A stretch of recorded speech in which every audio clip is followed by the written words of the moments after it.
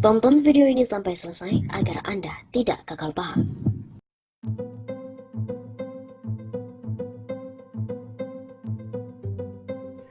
Biar segera dipercepat, Rocky Gerung harap Jokowi tetap pelihara politik oligarki. Pengamat politik Rocky Gerung dan juga pakar hukum tata negara Refli Harun berbincang-bincang perihal Habib Rizik Syihab yang dirasa membuat istana kelabakan. Rocky Gerung mengatakan kini Habib Rizik tinggal menunggu momentum yang tepat untuk melebarkan sayap politiknya.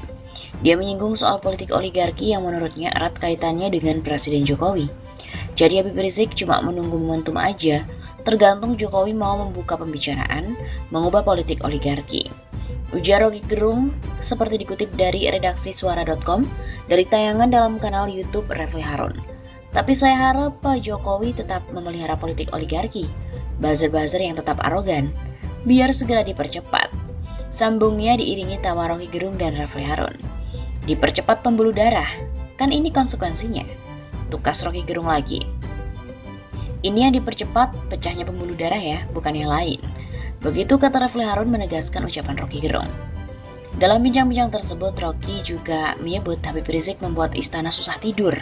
Pasalnya menurut dia istana selalu terngiang-ngiang dengan Habib Rizik ke depannya akan seperti apa.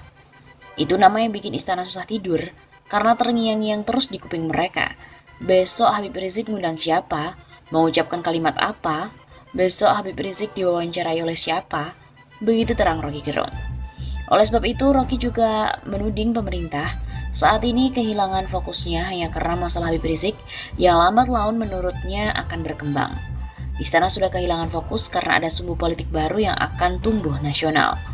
Perihal munculnya sumbu politik baru, Rocky Gerung lantas menyinggung keberadaan Gatot Nurmantio yang sebelumnya juga banyak disorot publik. Sumbu pendek atau sumbu panjang? Sumbu pendek hanya karena dari Menteng ke Petamburan, Gatot Nurmantio dan Habib Rizik. Begitu kata Rocky Gerung. Rocky Gerung juga menerangkan Habib Rizik nantinya akan datang pada momentum yang tepat. Habib Rizik bakal dijemput dengan paksa, video Brimob pun kepung Petamburan viral di medsos. Aparat Polda Metro Jaya mendatangi kediaman Imam Besar FPI Habib Rizik Syihab di kawasan Petamburan, Jakarta Pusat pada Rabu 2 Desember. Berbagai video mengenai situasi di Petamburan juga banyak beredar di media sosial Twitter. Dari video juga terlihat sejumlah personel Brimob bersenjata lengkap tampak hilir mudik di kawasan Petamburan. Hal ini diduga untuk mencegah kericuhan yang sempat terjadi sebelumnya. Pasalnya pada saat bersamaan, sejumlah penyidik Polda Metro Jaya mendatangi rumah Habib Rizik untuk mengantarkan surat panggilan pemeriksaan. Pasukan Brimob bersenjata tampak berjaga-jaga di Jalan KS Tubun depan Jalan Petamburan 3. Aksi polisi kali ini juga menyita perhatian pada para pengendara yang lewat. Beberapa warga juga menepi untuk melihat kejadian tersebut. Warganet juga mengabarkan situasi terkini di kawasan Petamburan, seperti diunggah oleh akun @kalila_asyikah.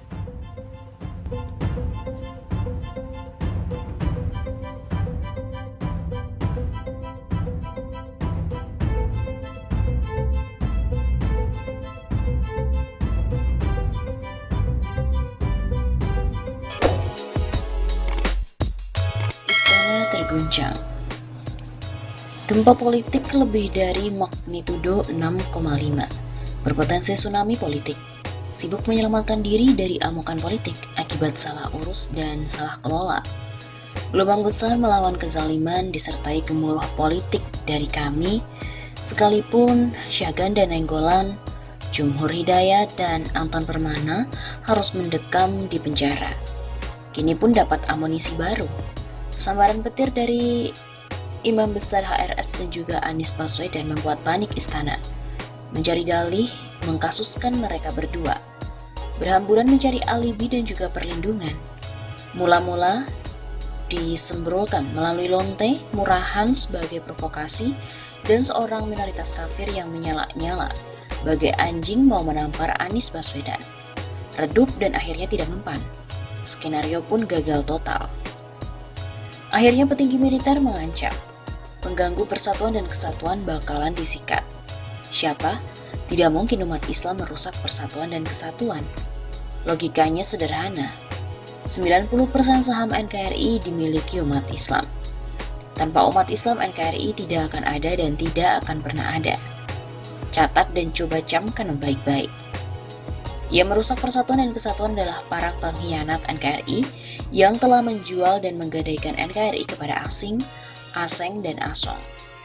Seharusnya militer dan kepolisian ini berdiri di garda terdepan bersama dengan rakyat melawan pengkhianat NKRI, bukan malah mau diadu domba dengan rakyat dan bangsanya sendiri. Selain itu, para pengkhianat NKRI adalah orang-orang yang membuka keran impor TKA Cina komunis masuk dengan mudahnya ke NKRI, menjarah kekayaan alam dan kesempatan kerja pribumi dengan tameng proyek strategis.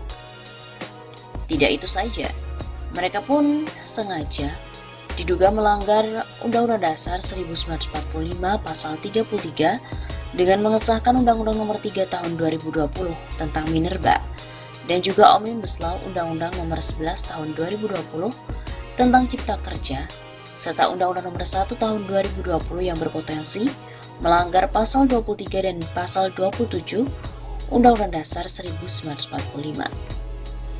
Sekarang, yang sedang mereka, yaitu para pengkhianat NKRI perjuangkan adalah masuknya RUU HIP dalam Prolegnas 2021 yang ditolak oleh mayoritas rakyat dan 4 partai, Golkar, PKS, PKB, dan PAN.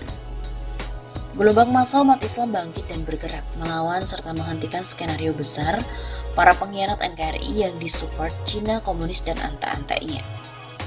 Upaya untuk kriminalisasi Imam Besar HRS dan Anies Baswedan melalui kerumunan Petamburan akan memicu gelombang besar yang menggoyangkan istana. Sekali lagi, kita berharap militer dan kepolisian jangan mau diadu domba. Kali ini umat Islam tidak akan tinggal diam. Teriakan hidup mulia atau mati syahid akan menggema seantero bumi pertiwi. Sebelumnya pun diberitakan bahwa Panglima TNI mewanti-wanti soal provokasi dan Habib Rizik. Panglima TNI Marsikal Hadi Cahyanto bicara soal provokasi yang berbungkus isu identitas yang bisa mengancam persatuan. Pesan Hadi muncul setelah ada peristiwa prajurit TNI yang mendukung Habib Rizik.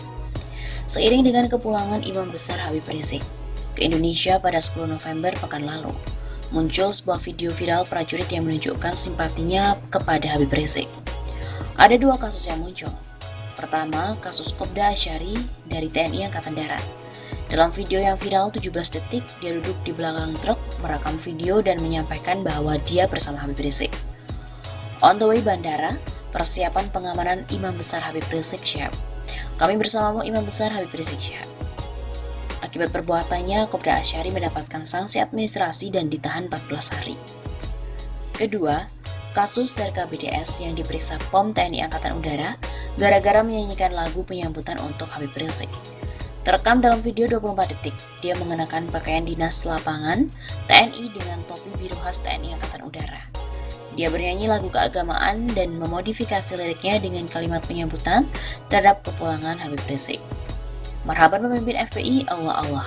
Disambut prajurit TNI, Allah Allah. Marhaban ahlan wa sahlan. Marhaban Habib Rizik Syihab. Demikian syair lagu yang dinyanyikan oleh Serka BDS di akhir video. Pada Sabtu 14 November kemarin, Kepala Dinas Penerangan TNI Angkatan Udara, Marsma Fajar Adrianto, mengatakan Serka BDS akan ditahan dan dikenai sanksi, serta pembinaan dan peringatan dari komandannya.